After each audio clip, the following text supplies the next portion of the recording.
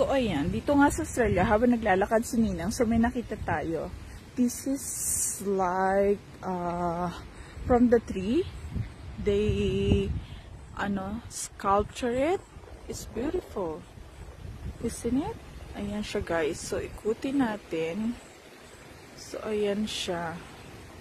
So, as you can see, may kangaroo, may isda. So, may ibon sa pinakataas. So, ganyan nga siya, guys. Ganda sa taas. Ayan. So, diba, ang ganda ng pagkagawa nila, guys. Oh. Ang ganda doon. Ayan. Thank you for watching.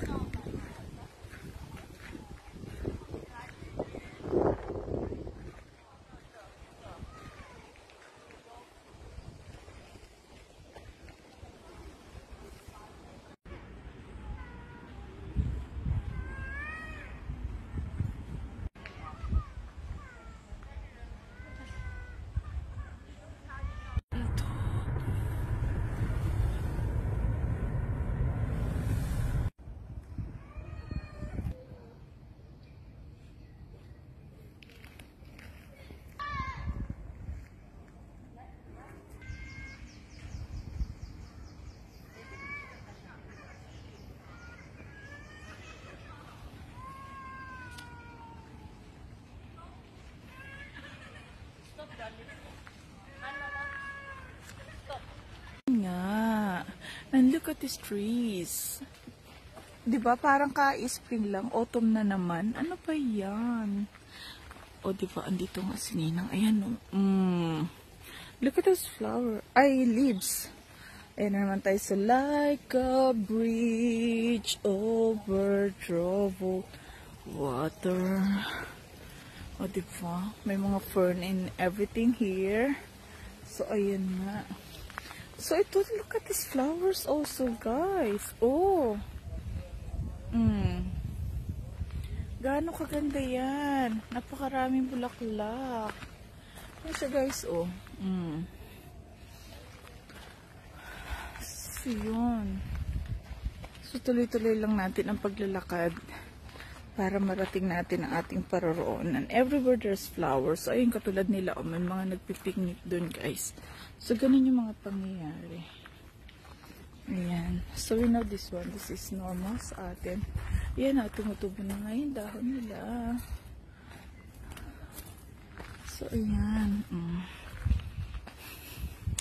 So, tingnan natin kung anong nakalagay dito. Ito, ayan. So, diba, ayan yung pinipibent nila. Oh, mga halaman. Iba't ibang klaseng halaman ng ayan nga yung tulay na dinaanan natin kanina. Tsaka ito.